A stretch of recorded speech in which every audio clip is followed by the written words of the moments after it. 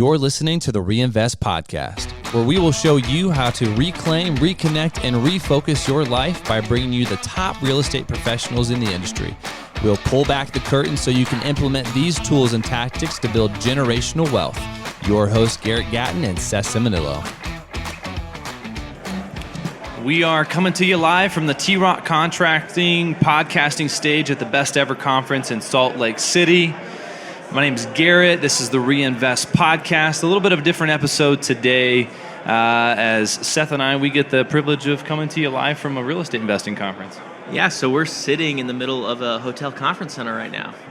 Brand spanking new. It's got that brand new car spanking smell. new car smell.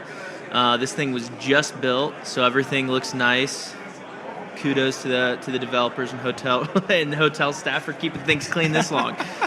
So, but yeah, we're here with Steven Speck with Rustbelt Capital. Steve, how are you? I'm doing pretty good. Pretty excited to be here, just like you guys are. We kind of have the corner on the I-75 corridor in Ohio. Right. That's right. So Steven is our neighbor to the north of us in Bowling Green and Toledo. Bowling Green and Toledo, Northwest Ohio. That's right. We're from Lima. So yeah, I mean, at the time of this recording, this is March 9th. So for our Reinvest audience, we wanted to be able to bring you guys some fresh insights from this conference. It's one of the things that we try to do is constantly educate ourselves, just so we can grow individually, but then also so we can bring that information back to you and kind of show you what's going on out there in the wide world of commercial real estate. So yeah, I mean, there's 1,100 people here at this conference. We were here last year. Yeah, we were here last year, and this is a commercial real estate conference, not strictly just for multifamily, but I mean, we're surrounded by syndicators, private equity, limited partners, and all sorts of different ways to cut the pie when it comes to real estate, all sorts of ways to invest. So there's a lot of people here. It's pretty awesome. What's been, let's jump in on some of the insights that's been popping for you guys. We've been sitting through sessions, we've been networking over lunch. The way that they've structured this event has been very mindful and intentional to foster those kinds of relationships. And consequently, you get in touch with people from all walks of life in the real estate investing community. But first of all, when we came here, the opening session in the morning was kind of a doom and gloom scenario. Neil Bawa was our opening speaker to the conference. What were your guys' perceptions about his forecast for the next 24 months in commercial real estate? So I think listening to what he had to say was something that's been on everybody's minds, and it really comes down to what's happened in the last year with interest rates just spiking through the roof. And so if you have a leveraged investment and your cost of capital starts ratcheting up way higher on you, that could be very, very, very problematic for a lot of operators. And so that's really kind of what he addressed. Yeah. And I think he's pretty spot on when he was saying it really is going to hit syndicators hard, or that's going to be the segment of real estate investors who are going to get tripped up the most, right, because of that floating rate stuff that's going on. Well, and for anybody, some of it was kind of how you operate your business as a syndicator, and whether you bought a rate cap or you kind of hedged your strategy against that.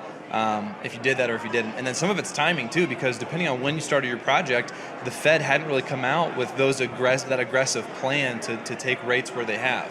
So some of it's kind of being caught off guard that way. He made a statement that 25% of syndicators won't be in business within the next 2 years. In 2025, so that was survive until 25. So right. That was, looking around the room with 1,100 people, I was just like, man, that's a scary statement.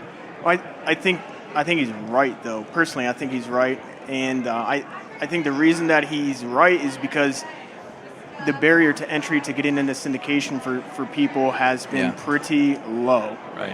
Which is a pro and a con. A pro, it lets people in. A con, it lets people in. And it lets people in that should probably not be in this business.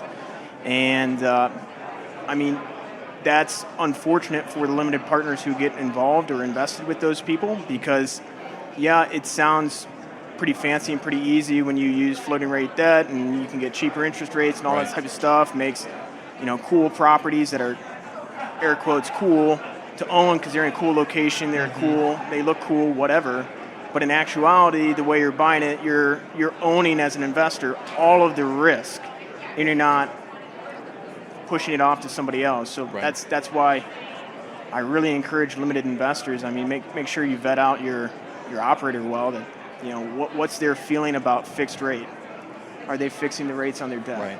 Well, and I appreciate this conference because one of the emphases is to educate limited investors on how to vet and kick the tires on a sponsor, a syndicator, a general partner, so that you can make informed decisions. Because there's a lot of moving parts and pieces when you look at the documentation that goes into being part of an investment.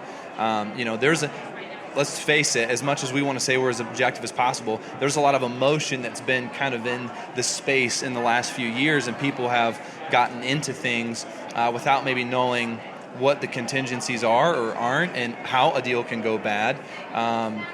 What's expected of them as the LP, and now I think some syndicators are starting to have those hard conversations with people. I mean, even Neil said that they started a fund to rescue operators out of tight spots right now, and some of them are beyond the point where they can rescue. I think most of them. Right. Yeah, he said that they, starting in January, help me out, guys, they had one call a month of people reaching out in distress that had syndications that were going south. In February, it was once a week, and in March, they've had a daily phone call from people saying we need help. Which is a scary thought. It's happening all around us. Now, the other side of the coin, though, is as real estate investors, you can make money in any kind of real estate market. And I appreciate even Kathy Fettke. She came up right after that, and it was kind of a 1-2 punch. One side of the coin, Neil saying, hey, don't blow the whistle early, make the pivot while you still have time. Here's some very tactical steps that you can take if you are in distress. The other side of the coin is, hey, as maybe you're an operator, your pencils are down, you're watching the market play out, you're trying to figure out when should I jump in, what's a good deal. You can make money in any real estate market, in any point in the cycle, and in any spot or in the country.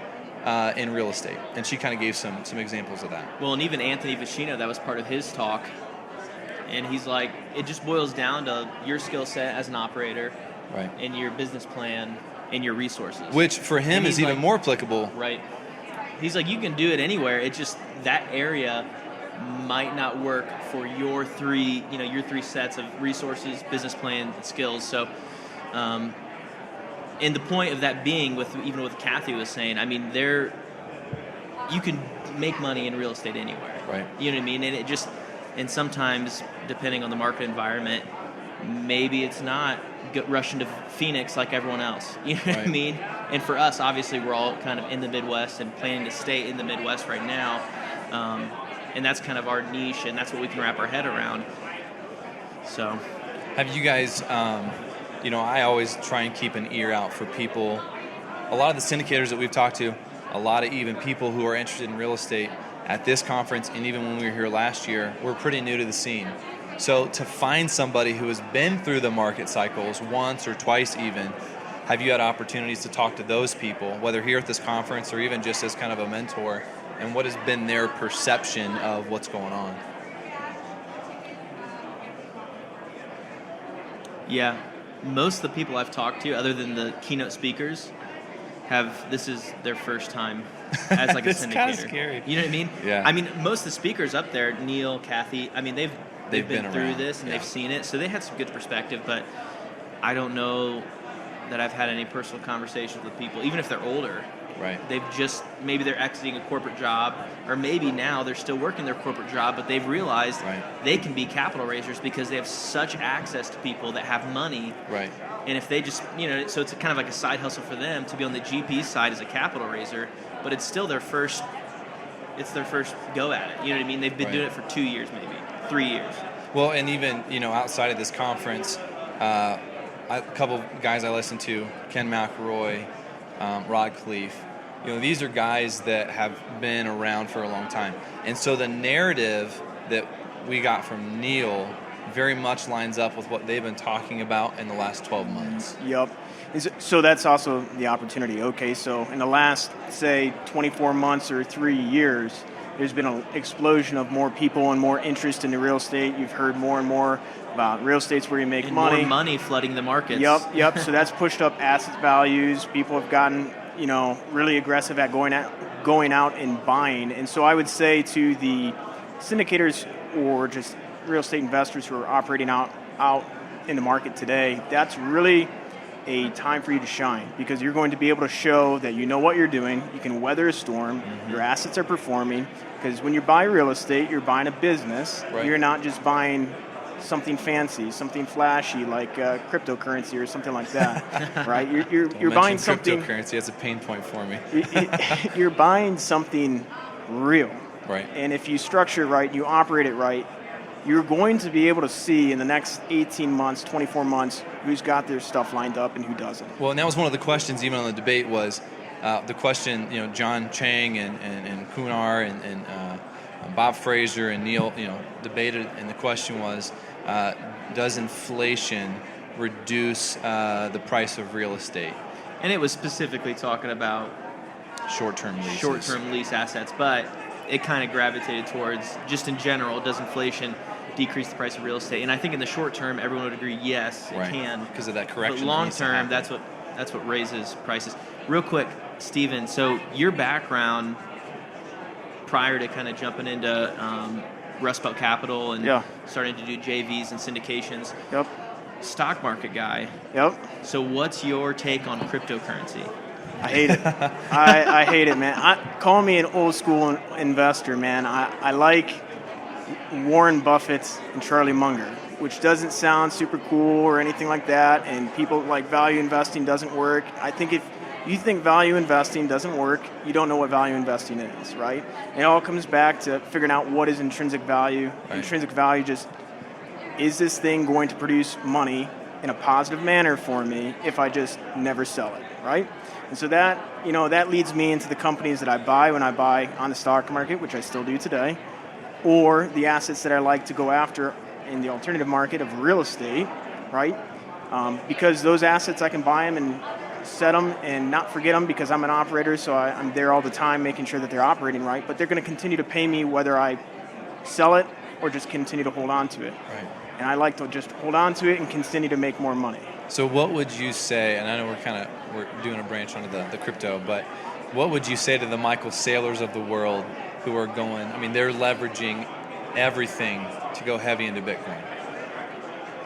I think it's a gamble. I don't think it's an investment. It's not. He's like, good luck. Yeah. I'd leverage really hard to go after a cash flowing asset that's somebody else is paying for, i.e. real estate.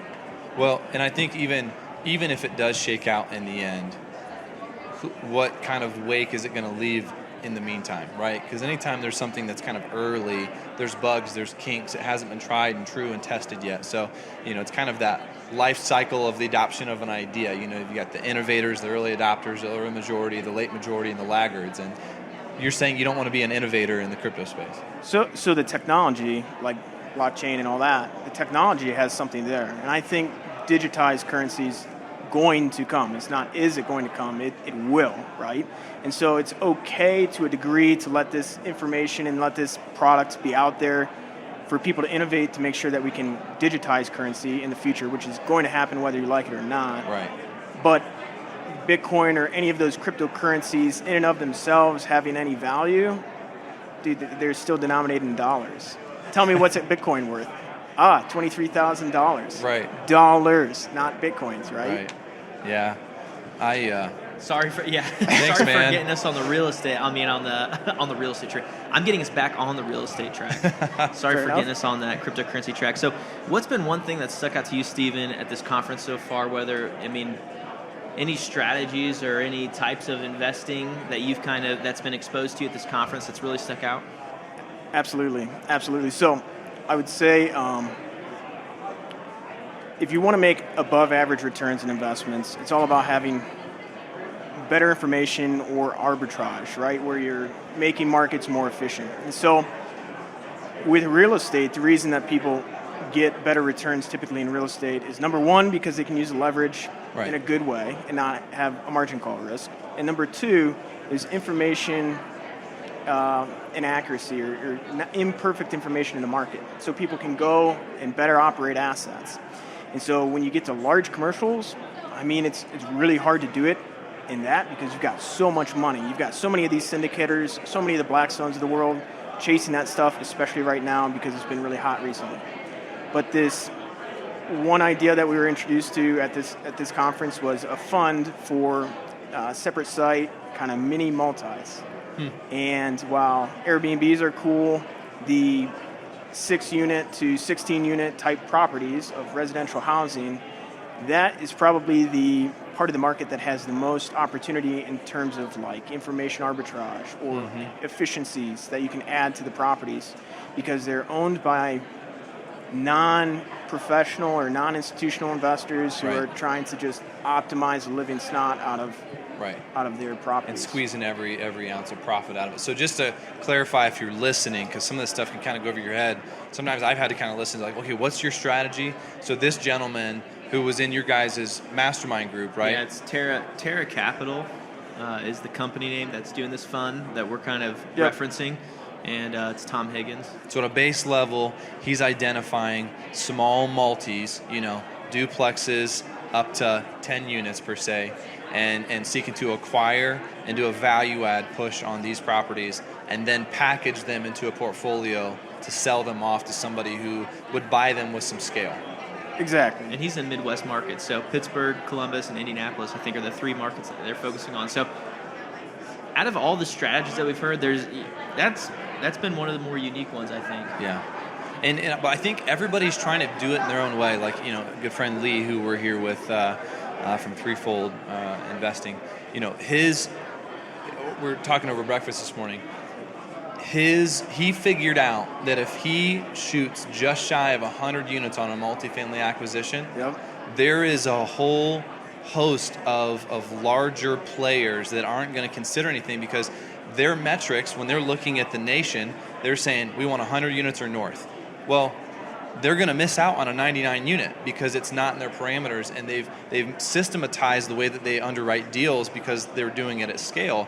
So, he was telling an example of how they found a 96 unit at 63 a door. I think it was 61. 61 a door, and a like property that was 144 units in the same area sold for 105 a door. 105. And they were tit for tat. I mean, they were comparable, but it was because there was more institutional capital vying for the scale of that kind of property. So, he's kind of found that equivalent niche in, larger multifamily.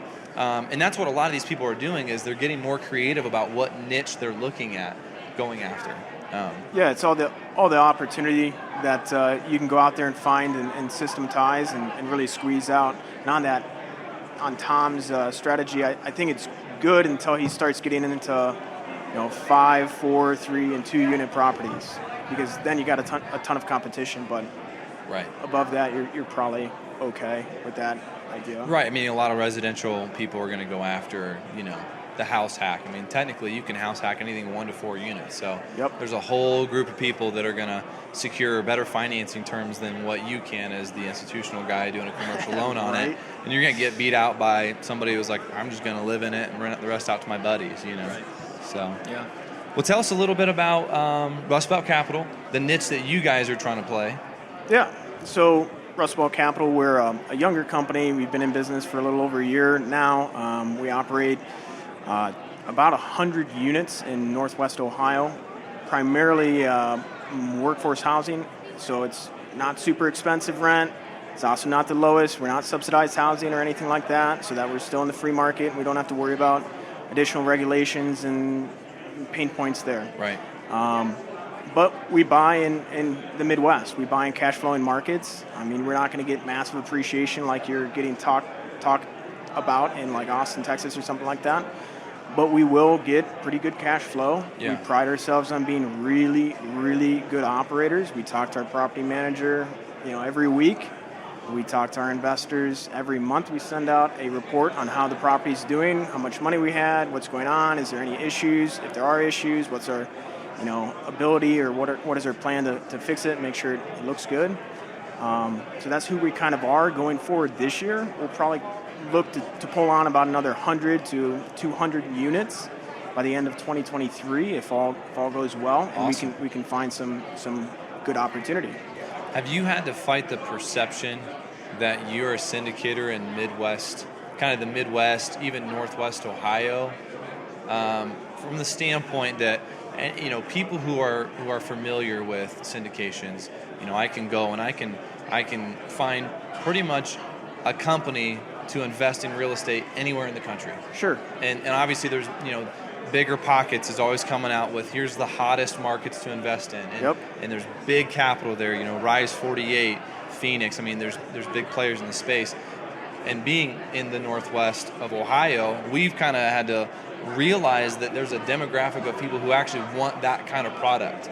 So have you been encouraged or discouraged by some of the feedback you've gotten from people about where you're investing? Actually, I've been really encouraged because I've had quite a few phone calls from people from, the West, especially in California or other places out there that are like, we really like the Midwest. We like it a lot. And tell me, same question you asked. Tell me about yourself. What do you guys do? We have a case study on the first project that we've ever done, and we tell you what our returns look like. We tell you where the property is. We show you pictures of it. Ask us a million questions. That's fine.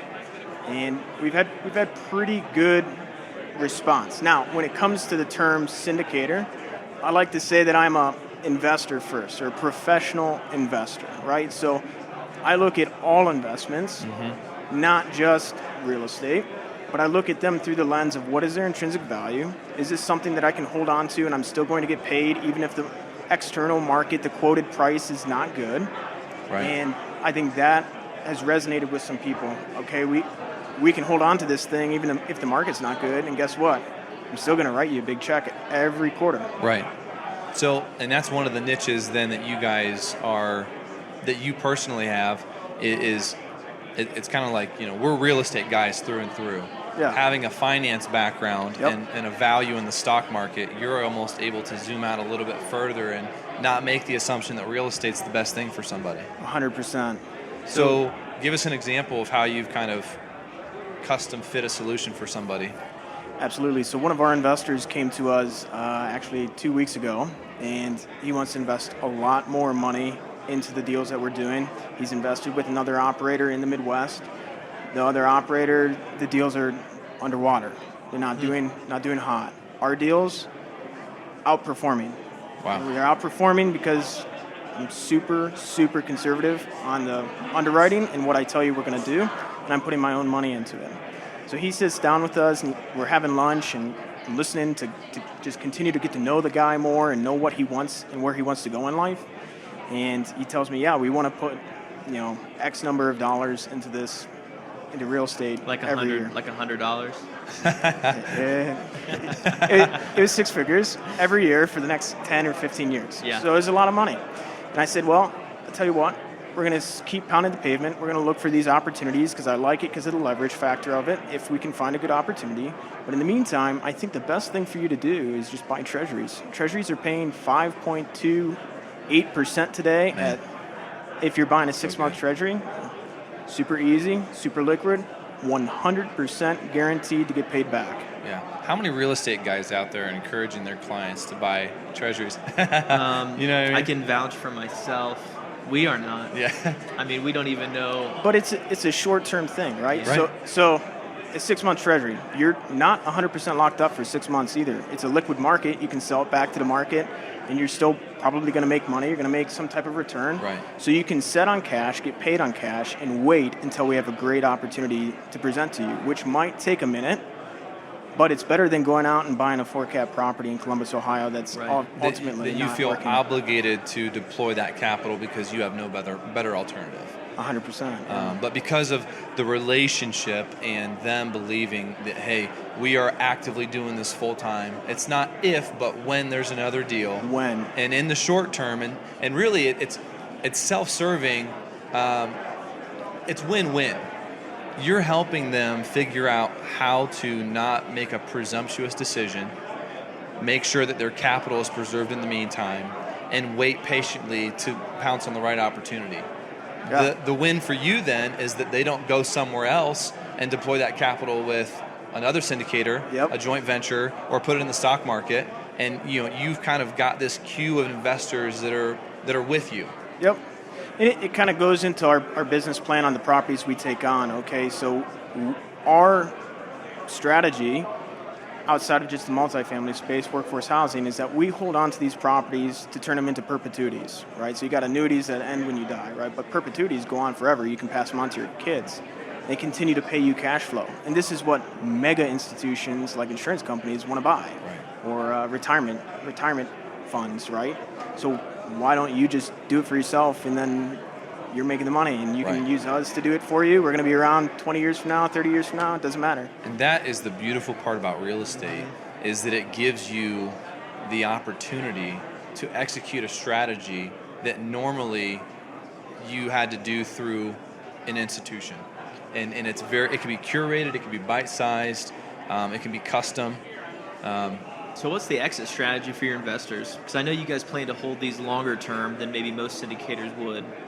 Because it's a cash flow play for your investors and for you guys. Yep. So how does the investor, do you guys eventually sell, or is the plan to refinance eventually and get them to back their money and you guys still hold it? Yep. So we invest, I invest, my partner invests, or we put our own money into these projects as well. A lot of times we're one of the largest cash, if not the largest cash investor in properties. Our goal is to hold on to these properties for 7 to 10 or longer years. But we have an opportunity along the way to let investors out who want to be out. I'm not sure why they would want to be, because they're performing pretty well. But if you want to, that's fine. Our plan is at about 5 years, we'd like to cash out, refinance if we could. And ideally, we'd get all of the investor equity back so that they can go into a different deal. And then they're holding it for the next 5 or plus years, having an infinite return.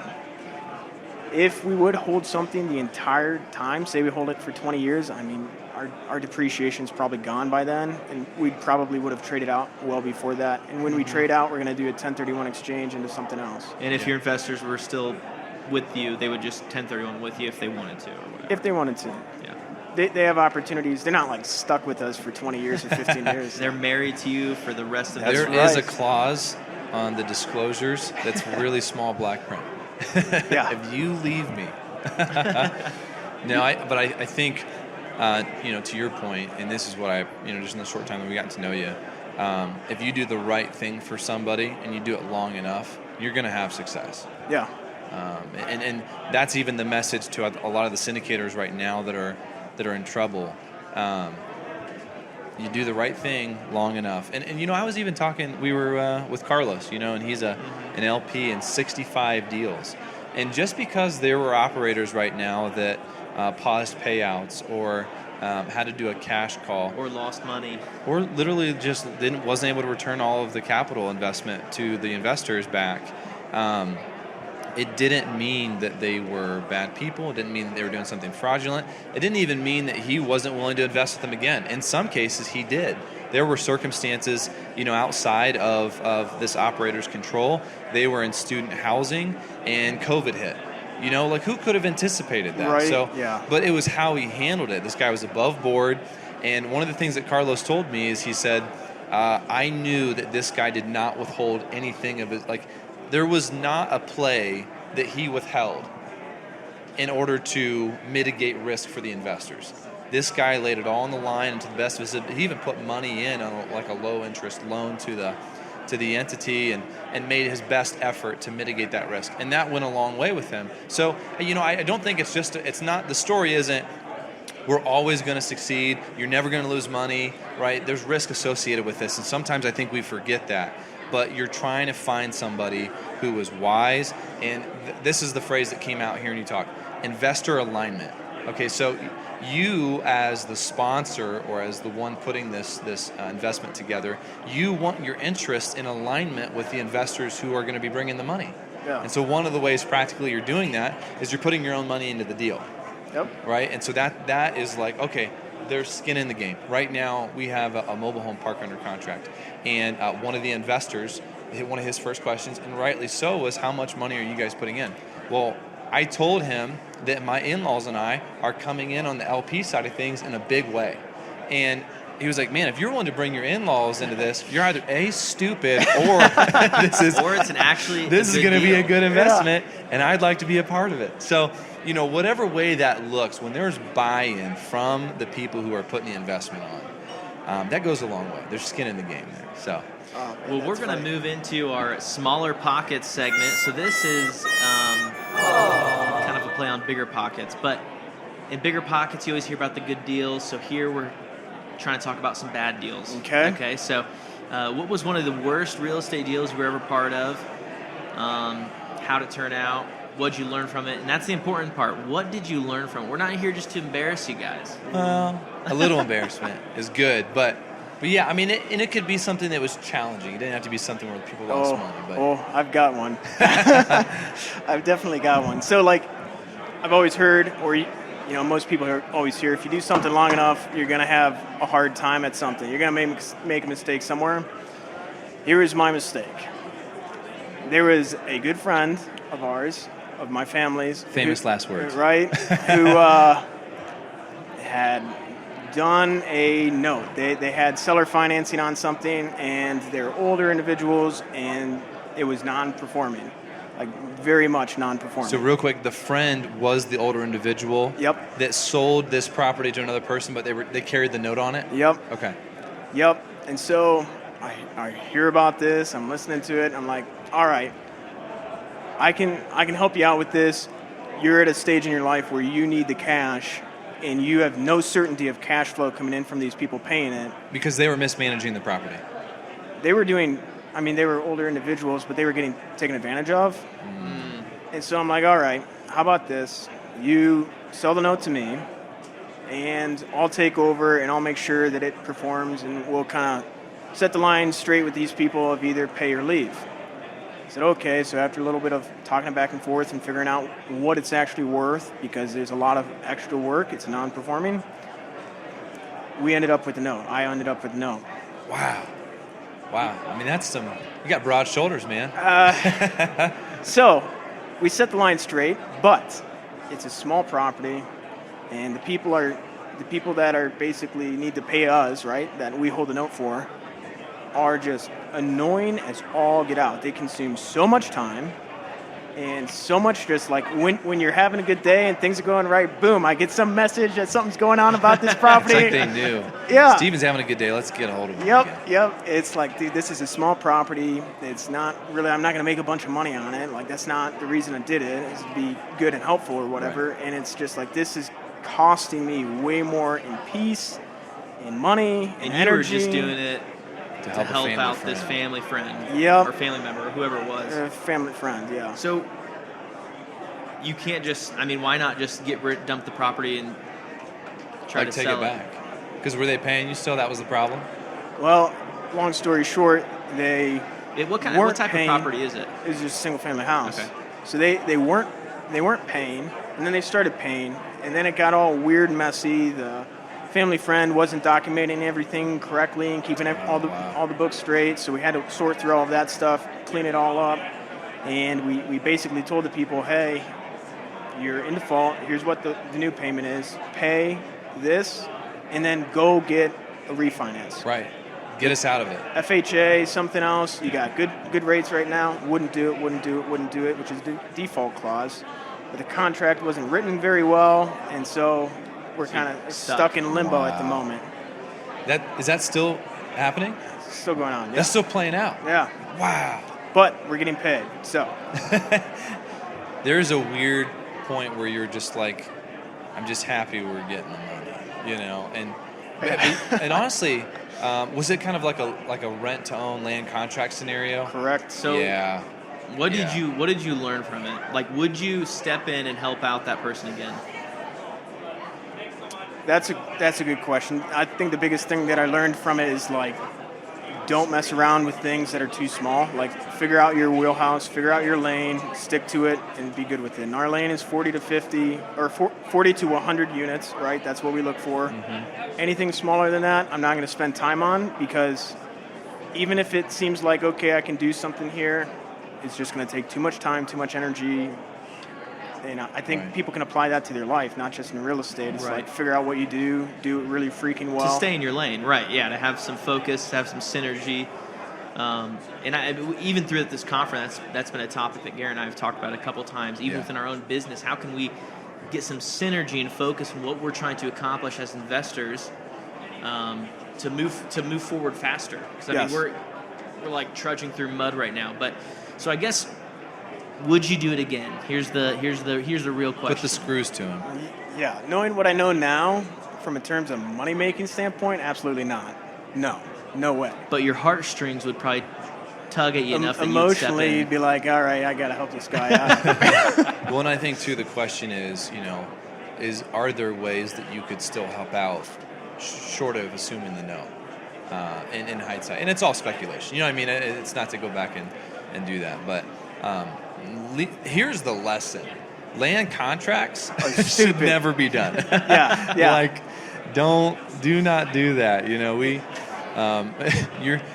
We know somebody who did a land contract and it just hung over the property For 20 years. For 20 years. Yeah, So, land contracts are terrible. If you're going to do some type of seller financing, make it a normal mortgage. Yeah. If somebody has a note, Yeah. record it at the courthouse. Right. Like, that's the way to do it. Or a lease to own option or something. Right. Just- And here's if you're trying to, Yeah.